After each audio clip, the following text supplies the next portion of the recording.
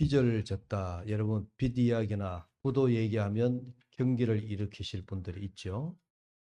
일생을 살아오면서 빚 때문에 혹은 사업을 하시다가 부도 난 것 때문에 일생 아주 큰 트라우마로 빚 이야기만 하면 경기를 일으키게 되는 경우도 있습니다. 우리가 빚이라고 하는 이 말을 다른 말로 하면 채무다 이런 경제 용어를 쓰더라고요.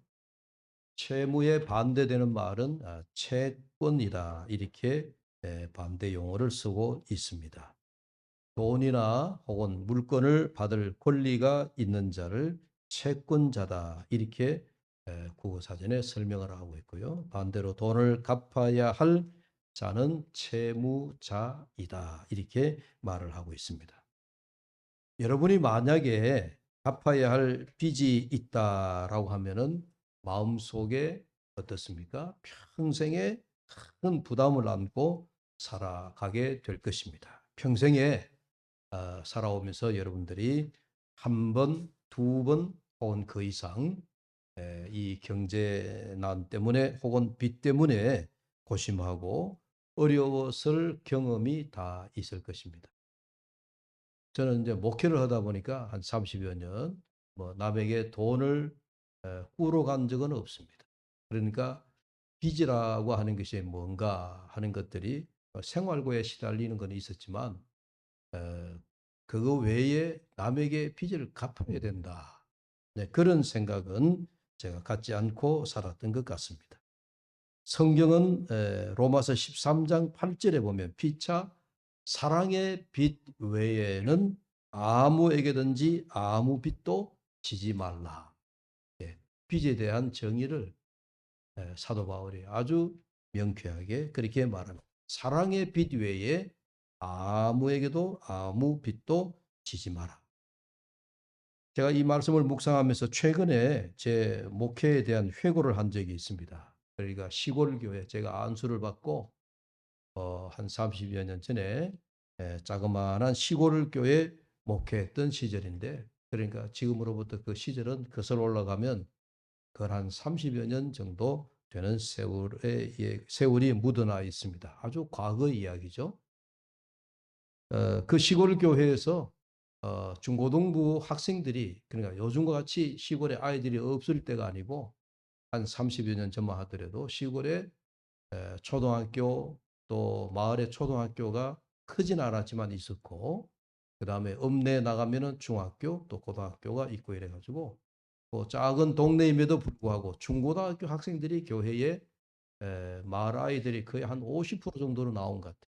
마을의 분위기가 아이들이 교회 가니까 너도 나도 이렇게 교회 가서 가야 아이들을 만나고 놀이가 되고 또 자기들끼리 소꿉장난이 되고 하니까, 그래서 이제 자연히 동네 한복판에 있는 교회에 중고등부 아이들이 많이 왔었습니다.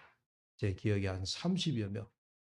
여름에 이제 아이들 성경학교나 또 여름 학생 수련회 가면요, 애들이 바글바글했습니다. 동네 행사였습니다. 아이들이 다 거의 대다수 아이들이 다 여름 수련회 그래 가곤 했는데, 근데 그 교회 나오는 학생들 가운데 중학생, 이학생들 중에서 유독 이제 가정이 어렵고 요즘 말하면 편부모 가정에서 나오는 아이들이 몇이 있었는데, 그 아이들에게 교회에서 장학금을 주고 또 아이들에게 케어해주고, 또 학교 마치고 요즘과 같이 야자가 없었을 때 너희들이 집에 들어가면 또 일을 해야 되니까 집에 가서 일할래, 교회 와서 공부할래, 그러면 아이들이 다 학교 수업을 마치고 방과 후에 예배당에 와서 애들이 공부하고 그러고 난 다음에 집에 들어가고 이럴 때였습니다. 그래서 이제 그렇게 케어해주고 하던 아이들이, 그 중에 어떤 아이는 신학교 간 아이도 하나 있고, 그 다음에 또 어떤 아이는 이제 간호대학에 간 아이도 있고, 뭐 이렇게 이제 다 자랐어요. 그리고 제가 시골을 떠나왔습니다. 세월이 많이 흘렀습니다. 그런데요, 참 요즘 참 이 인터넷이라 그럴까요? SNS의 힘이 굉장히 커요. 어느 날 페이스북에 그때 그 케어해주고 돌봐주었던 여학생 하나가 목사님 저 아무개인데요, 충청도에 살아요. 이러면서 이제 연락이 온 거예요. 그래서 아이고 얘야 고맙다 반갑다 막 이렇게 인사를 나누면서 그랬는데 목사님 저 충청도에서 교회에서요 지난주에 권사 임직 받았어요. 이러면서 이제 연락 문자가 오고 그래서 축하한다. 아이고 네가 여태까지 그래 교회 잘 다녔구나. 신앙생활을 잘 했구나. 권사 임직을 벌써 제가 기회들하지만 나이가 40대 중반 다 넘었어요. 제 눈에는 아직까지도 어린 중학생으로 이제 그 이미지가 남아 있는데 그래서 이러쿵 저러쿵 얘기를 나누면서 그 임직을 받았다고 목사님한테 저한테 이제 얘기를 한다고. 그러면서 이런저런 얘기. 야, 참 세월이 많이 흐르긴 흘렀구나. 그러면서 이제 끝에 주고받는 이제 문자 대화가 이제 그런 얘기. 목사님 이제 목사님한테 이제 은혜를 좀 갚아야 돼요. 이러는 거예요. 그 얘들아 뭘 은혜를 갚냐. 너희들이 잘 자라고 잘 살아주고 신앙생활 잘하는 것으로 그것으로 나는 만족이다. 아니에요 목사님. 우리가 어릴 때 목사님한테 사랑을 많이 받아서 이제 그 사랑의 빚을 갚아야 할 때예요. 이러는 거예요. 여러분 제가 무슨 얘기를 하려고 하냐면은 이 아이들이 자라가지고 지금 벌써 40대 중반 이후에 다 아이들 그렇게 자랐지만 그 아이들 지금까지 타지에 뭐 세월이 20년, 30년 가까이 흐르는 가운데에 이 아이들이 자라면서 마음속에 우리는 목사님께 사랑을 받았으니 이제는 우리가 목사님께 좀 사랑의 빚을 갚자. 그 빚은 안 갚아도 상관없는 빚인데 근데 그 의식 속에 무의식적으로 이제는 목사님 우리가 사랑을 많이 받았으니 사랑의 빚을 갚아야 된다. 이런 생각을 갖고 있더라는 거예요. 고맙죠. 감사한 일이죠. 기억을 안 해줘도 아무런 상관이 없는 일. 살아가는데 아무런 지장이 없는 일이에요. 참 SNS의 힘이, 페이스북의 힘이 얼마나 참 크다 하는 것을 그 자체에 제가 또 한번 실감을 했습니다. 빚을 갚아야 한다라고 하는 이런 그 아이들의 마음 속에 그런 마음에 짐이라 그럴까요? 부담이라 그럴까요? 안 그러면 그 사랑의 빚에 대한 고마움이라 그럴까요?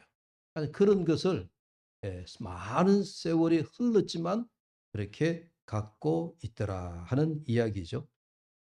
여러분 채무라고 하는 것은 물질에 대한 내가 남에게 돈을 빌렸으니 돈을 빌린 것에 대한 물질에 대한 채무도 있습니다. 그런가 하면 안 그러면은 어떤 물건 뭐 그런 걸 빌렸다면 또 그 물건을 빌린 것에 대하여 언젠가는 되돌려 줘야 되겠다 하는 그런 마음도 갖고요. 그러나 이런저런 제가 방금 예를 들어서 말씀드린 것 같이 어릴 때 그나마 그 생각 속에 뭐 그렇다고 제가 큰 사랑을 베푼 거 아니었는데 아이들이 살아가면서 돌아보니 그때 목사님 우리를 많이 아끼고 사랑했구나 하는 그런 마음을 살아가면서 이제 느끼면서 만약에 그런 마음이라고 한다면 그런 것도 우리가 사랑의 빚으로서 지고 있는 채무 정신이다. 채무 의식이다. 그렇게 말씀을 드릴 수가 있는 것입니다. 물질이든지 혹은 선물이든지 마음의 빚이든지 빚진 것에 대한 공통점이 뭘까요?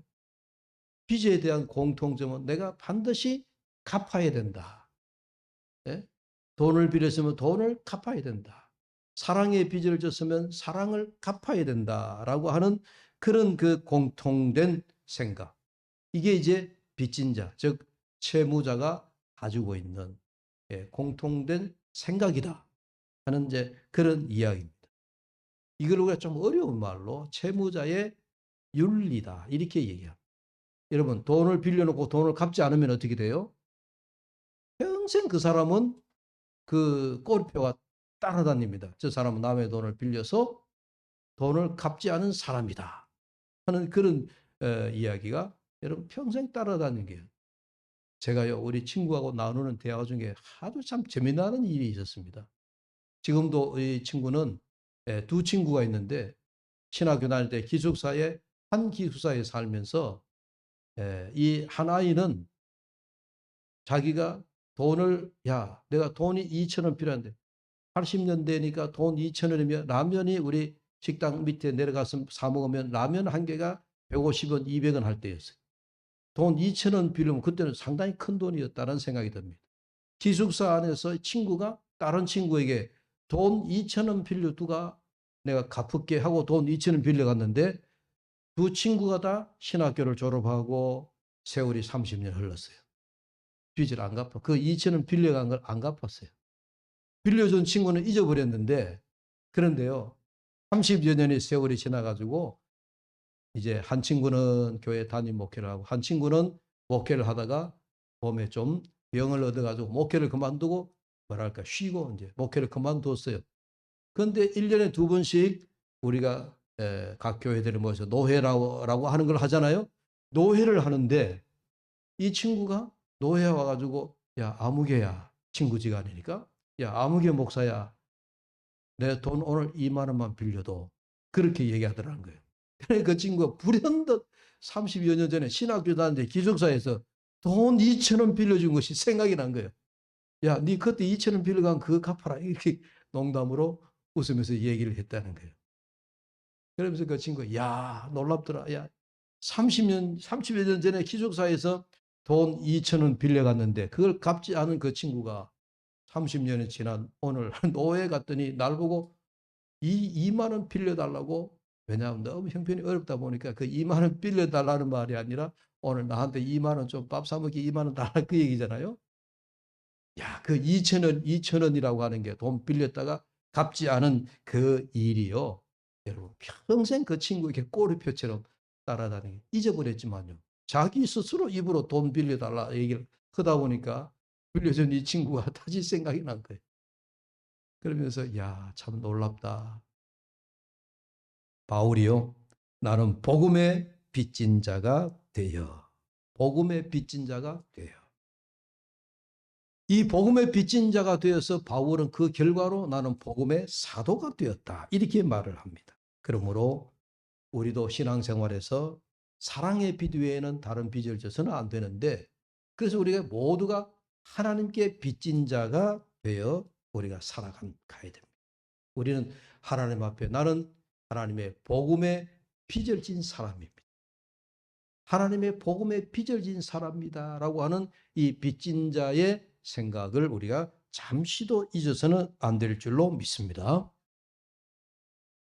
그런데 이 말씀을 묵상하다가 이런 생각이 문득 들었습니다. 빚진 자, 자꾸 빚에 대한 이야기는 여러분 별로 그 어감이 좋지가 않죠? 빚이라는 얘기를 하니까. 그런데 빚진 자라고 할 때에 오늘 바울 사도의 말씀도 보니까 내가 빚진 자가 되었다. 시제를 보니까 과거 시제. 내가 하나님 앞에 과거에서 빚진 자가 되어라. 지금까지 그러니까 그 시제로 말하면 옛날에 빚을 진 자가 되어서 지금까지도 내가 빚진 자로 살아가고 있다. 이러면 우리가 문법적으로 말하면 과거에 시작한 그 빚이 지금 현재까지 계속되고 있더라. 이제 그런 이야기죠. 특히 빚진 자라고 할 때의 그 초점이 과거의 사실에 굉장히 초점을 두고 있습니다. 과거 사실에. 여러분 그런 생각이 들죠? 우리가 하나님 앞에 빚을 졌다라고 할 때에 지난날에 하나님 앞에 큰 은혜를 입었다. 큰 은혜를 입고 지금까지 그 하나님의 은혜의 빚을 지금까지도 내가 그대로 유지하고 있다 하는 그런 상태를 말할 수 있습니다. 그래서 하나님의 빚진 자라고 할 때 또 반드시 따라오는 우리가 용어가 또 개념이 은혜라고 하는 개념이에요. 내가 하나님 앞에 빚진 자라고 했을 때 우리는 반드시 하나님의 그 빚이 우리에게 뭐로 다시 되돌아왔습니까? 은혜로 되돌아왔습니다. 하나님의 은혜이다. 그러니까 우리가 하나님의 빚진 자라고 할 때에 다른 말로 표현하면 나는 하나님 앞에 은혜를 입은 자이다. 여러분 우리가 하나님의 은혜를 입은 자가 그 하나님의 은혜를 까먹어버리고 기억지 못하고 상실해버리고 하나님의 은혜를 까마득히 잊어버린 자, 우리 세속말로 하면 어떤 자를 가리키는 거예요? 배은 망득한 자다. 그렇게 표현할 수 있는. 그래서 우리가 하나님 앞에 배은 망득한 자가 되지 않기 위해서 우리는 늘 하나님의 은혜를 기억해야 돼요. 그러니까 복음의 빚진 자, 즉 채무자가 된 나는 지난날 하나님께로부터 받은 은혜의 빚을 나는 갚아야지 하는 그런 생각을 우리가 갖고 살아가게 된다 하는 이야기입니다. 이 하나님의 은혜에 대한 이야기를 하자면 우리가 하나님께서 우리에게 요한복음 3장 16절에 말씀하신 바와 같이 우리가 독생자를 우리에게 보내셔서 우리로 하여금 그 독생자 까닭에 우리에게 영생이 오고 또 하나님의 그 지극한 사랑에 힘입어서 우리가 하나님의 사랑의 빚을 다 지고 있다. 그 하나님의 사랑의 빚 뒤에는 독생자까지 우리에게 보내셔서 그분을 십자가에 달리시기까지 우리를 사랑한 그 하나님의 사랑의 빚이 우리에게 있다는 얘기예요. 그래서 에베소서 2장 8절에 말씀하기를 너희는 그 은혜에 의하여 믿음으로 구원을 얻었나니 이 구원은 너희의 행위에서 난 것이 아니라 너희의 믿음에서 난 것이라. 그렇게 말씀합니다. 그리고 이것은 하나님이 우리에게 주신 선물이다. 이렇게 말씀을 하고. 우리가 값없이 하나님의 은혜를, 구원의 은혜를 선물로 받은 거예요. 예. 그래서 그 구원과 영생을 받은 기쁨을 안고 살아가면서 하나님의 은혜를 생각한다 하는 말씀입니다. 그래서 제가 늘 우리가 하나님의 은혜를 잊지 말자. 하나님의 은혜에 대한 이야기를 제가 시시때때로 말씀을 드리고 또 여러분 설교에 많은 내용을 담고 있는 것이 우리가 하나님의 은혜를 잊어서는 안 된다 하는 그런 내용을 제가 말씀을 드리는 거죠. 그래서 여러분은 잊을 뻔하면 목사가 또 옆구리를 콕 찔러서 하나님의 은혜를 기억하라 그러고 하나님의 은혜를 기억해야 된다라고 하고 그래서 여러분들이 그러면서 또 자각하고 하나님의 은혜를 우리가 기억을 하면서 감사하며 살아가게 되어집니다. 참 고마운 것은요. 이 하나님의 은혜를 생각하면 우리의 마음에서 뭐가 우러나오죠? 감사가 나와요. 지난주에 맥주 감사절 보냈지만요. 이 맥주 감사절 우리가 감사절기는 맥주 감사절이나 혹은 추수 감사절이나 1년에 2번 드리는 게 아니에요, 사실. 감사는 우리가 범사에 감사하는 것처럼 늘 감사해야 되잖아요. 그런데 그 감사가 어디에서 오는 거예요? 하나님의 은혜를 생각하면 그 은혜가 너무 감사해서 그 은혜가 너무 고마워서 은혜를 생각하면 정말 내가 만입이 있어도 우리 찬송가 가사대로 뭐라고 얘기해요? 다 갚을 길이 있다 없다? 없다 그래요. 그래서 우리가 하나님의 은혜를 생각하면 또 따라오는 것이 우리의 입술에서 감사라고 하는 것이 따라오게 되는 겁니다. 그래서 우리가 제가 말씀을 드리지만 복음의 빚진 자, 이 빚진 자에서 우리가 하나님의 은혜를 생각하게 되어지고 또 하나님의 은혜를 생각하면 우리는 늘 내 마음 중심에서부터 감사가 저절로 우러나오게 되어 있다. 그래서 여러분 은혜와 감사라고 하는 단어는요. 분명히 단어는 달라요. 그렇죠? 은혜, 감사 다른데 그런데 놀라운 것은 이 감사와 은혜라고 하는 이 단어가요. 동의어다라고 합니다. 동의어다. 단어는 달라 보여도 내용은 같은 거예요. 그 깊이가 어원이 같아요. 참 놀랍죠. 그래서 은혜와 감사는 뗄 수 없는 아주 부덕불의 관계. 동의어와 같은 것이다 하는 이야기입니다. 자, 그런데 제가 이제 저와 여러분들에게 갖고 있는 이 빚진 자에 대한 은혜를 과거에서부터 우리가 구원받은 것, 하나님의 사랑을 입은 것, 우리가 영생의 길을 걷게 되어진 것 생각하면 또 여러분 삶 속에서 지금까지 여러분들 생활을 해왔던 많은 내용들을 전부 다 과거에서부터 우리가 기억을 하고 추억을 하고 그걸 과거로부터 뭐랄까요? 끄집어내는 거예요. 그러니까 과거로부터 시작하고 있다 하는 이야기입니다. 여러분 그렇죠? 하나님께서 모든 우리에게 베풀어 주신 은혜들이 과거로부터 다 지금 우리 기억에서 소환되고 있는 것입니다. 하나님께로부터 우리가 이런 놀라운 은혜를 받았으니 그래서 우리 마음속에는 어떤 생각이 갖고 있습니까? 받은 은혜, 하나님께로부터 받은 귀한 이 구원의 선물 이런 걸 받았으니 나는 그 하나님의 은혜에 어떻게 해야 되겠다고 생각하죠? 최소한 그 은혜를 갚으며 살아야지. 맞아요? 틀려요?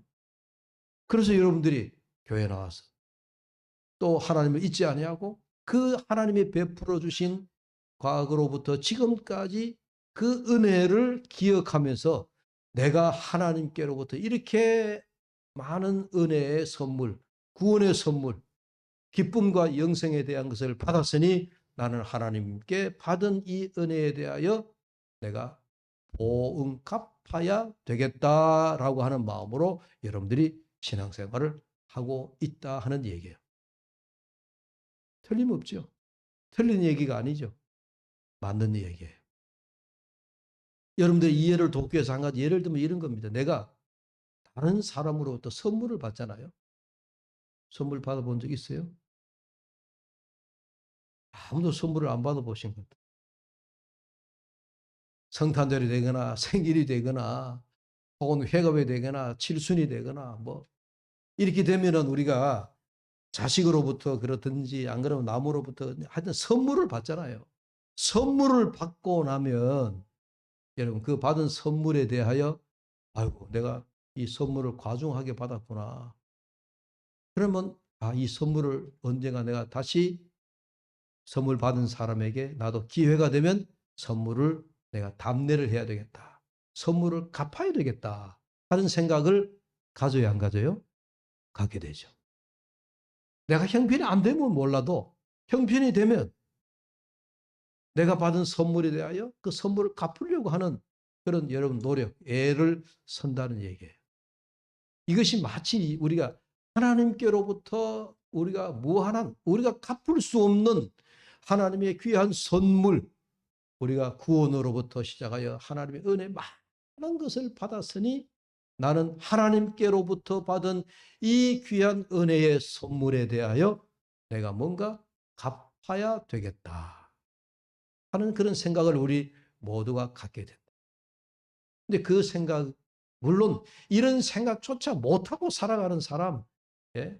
정말 은혜에 대하여 정말 배은망덕한 사람도 여러분 있겠죠. 있겠죠. 그러나 사람이 제대로 된 사람이라면은 다 내가 받은 은혜에 대해 여러분 남에게 밥을 한 번, 두 번, 세 번 밥을 얻어먹다 보면 여러분 다음부터는 어떻게 해요? 마음이 이거 내가 늘 얻어먹기만 하고 내가 언제 나도 밥을 한번 사지 그런 생각 자연히 갖게 되잖아요. 그러다가 내 형편에 따라 여러분 밥도 한 그릇 또 사기도 하고 그래 주거니 받거니 선물이라고 하는 것이 그렇게 되는 거예요. 그런데 여러분 여기서 제가 중요한 얘기를 하나 하려. 내가 하나님께로부터 놀라운 은혜의 선물, 구원의 선물을 받았으니 내가 하나님 앞에 갚아야 되겠다 하는 마음, 물론 전제가 이런 생각조차 갖지 못하고 여러분 배은망덕하게 신앙생활을 하는 경우도 있지만 그러나 우리가 보통 정상적이라면 내가 하나님께로부터 받은 이 놀라운 선물에 대하여 은혜에 대하여 내가 하나님 앞에 갚으며 살아야 되겠다. 그러면서 신앙생활을 해요. 그렇게 하는데 여러분 우리가 사람에게 밥을 한 끼 내가 대주면 다른 사람이 내게도 밥을 한 끼 대접하고 그래서 뭐 이렇게 식사 대접을 한번 하면 나도 한번 대접하고 이런 관계로 여러분 하나님의 받은 선물을 그렇게 생각하시면 안 돼요. 여러분 잘 들으셔야 돼요. 하나님은 우리가 사람과 관계에서 내가 밥을 한 끼 얻어 먹었으니 나도 또 당신에게 이렇게 식사 한 끼 대접하고 할 터이니 언제 한번 시간 내주시오 해서 밥을 한 끼 대접해주고 그러면 내가 또 은혜 갚았다. 그런 차원이 아니라 다시 말씀드리면 우리가 하나님께로부터 받은 이 놀라운 은혜는 예? 하나님 우리에게 구원의 놀라운 선물 주신 이 선물은 마치 우리가 식사 한 끼 대접하듯이 사람들에게 그렇게 하나님의 은혜 받은 은혜의 선물을 우리가 식사 한 끼 대접하듯 그런 방법으로 우리가 보응하는 이거는 견줄 바가 못 된다는 얘기예요. 이해가 되세요? 그만큼 하나님의 선물은 우리가 구원에 대한 은혜의 선물은 값으로 청량할 수 없는 것이다. 이걸 우리가 분명히 여러분들 아셔야 돼요.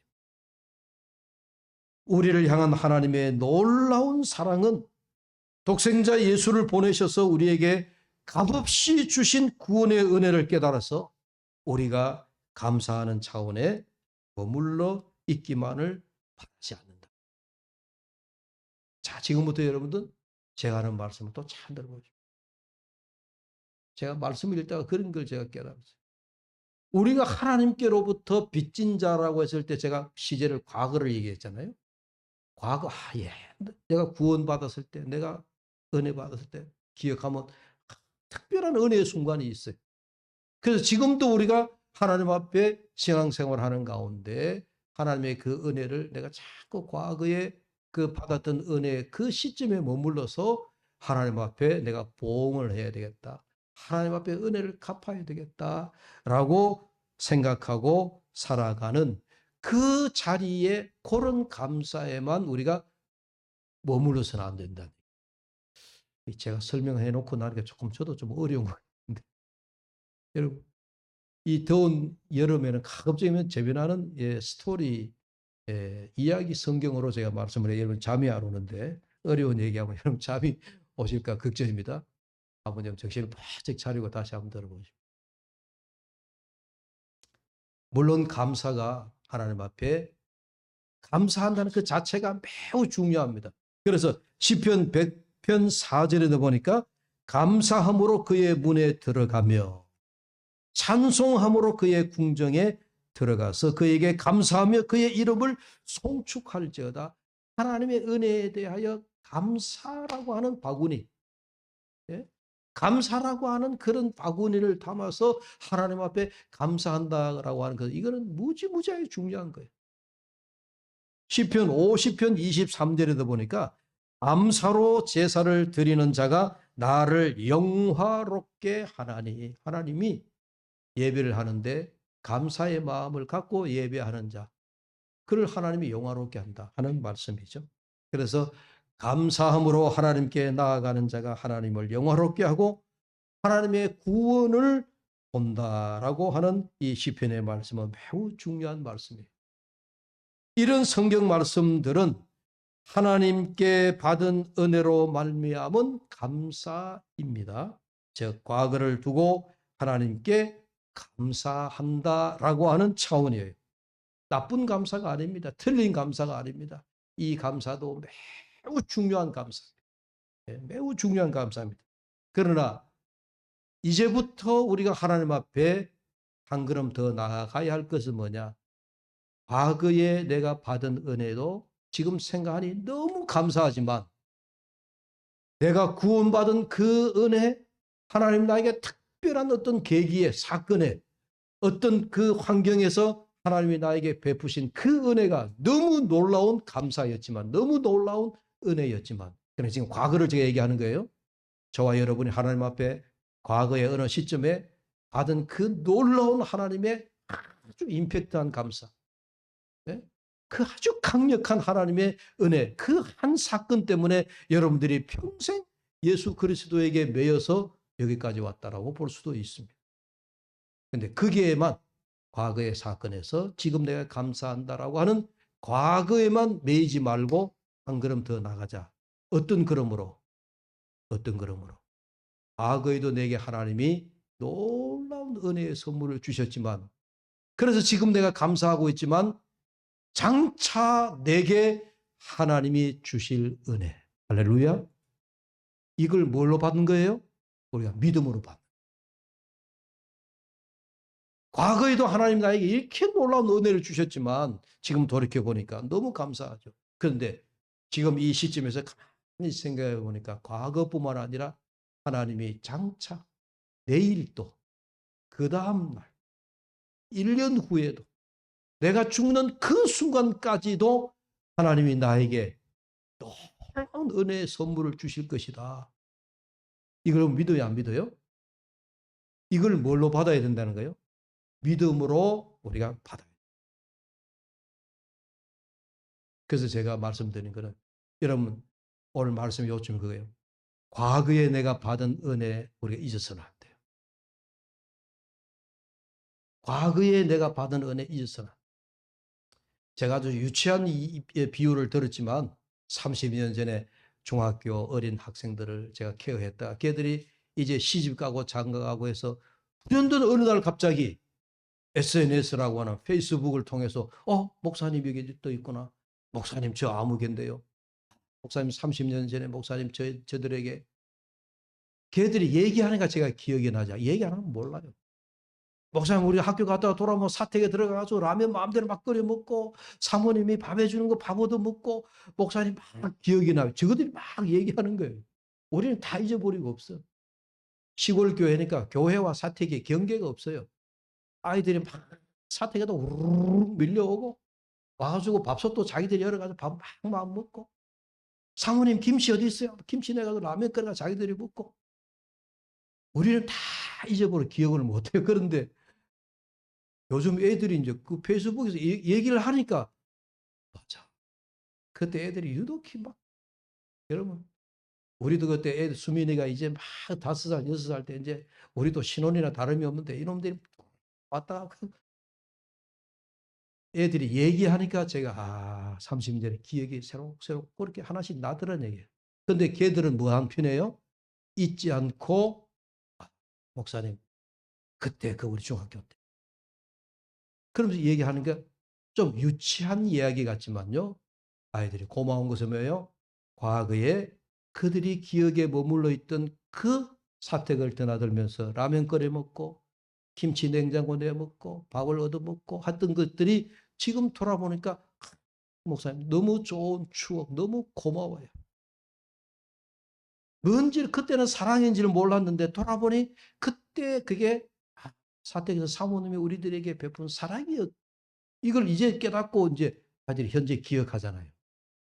우리 하나님 앞에 받은 은혜, 사랑, 기억 여러분 다 우리 그렇게 기억하고 지금 그 기억 어쩌면은 그 추억을 먹고 지금 우리 신앙생활을 하고 있다니 좋은 일이에요. 그런데 여기에만 머물지 아니하고 우리가 이제 신앙의 한 단계, 한 차원 더 앞으로 나가야 된다. 믿음으로. 어떤 믿음으로? 과거에뿐만 아니라 장차에도 하나님이 내일에도 10년 후에도 내가 죽는 그 순간까지라도 하나님이 과거에 베푸셨던 큰 놀라운 은혜를 주실 것이다. 근데 그걸 바라보고 믿고 나가는 것은 우리가 믿음으로 우리가 받는 거예요. 그래서 이 믿음이 참 중요한 거예요. 말씀을 맺습니다. 사랑하는 여러분. 오늘 우리의 신앙을 지탱하고 유지하게 하는 것은요. 분명 여러분들이 과거에 하나님이 강력하게 여러분들의 역사하셨던 그 추억, 그 기억, 어느 한 시점 그게 사랑, 은혜, 구원의 선물 많은 것들이 있습니다. 거기에 매여서 여러분들이 여기까지 왔다라고 하면은 이제는 거기에 머물러 있는 것으로 내 신앙을 유지하는 것으로 만족하지 말고 내일에도 장차에도 내가 죽는 그 순간까지 하나님께서 나에게 동일한 은혜를 주실 것이다 라고 믿는 이 귀한 믿음을 가지고 여러분들이 그래서 이 현실을 살아가는 데는 우리가 놀라운 장차 하나님이 내게 베푸실 은혜 내일 나에게 또 하나님이 예상하지 못했던 놀랍고 비밀스러운 은혜를 나에게 주실 것이다라고 하는 그 믿음을 여러분들이 또 믿음을 소유하면서 하나님을 잘 믿는 믿음 생활 잘 하시는 여러분들 되시기를 주의 이름으로 축복합니다.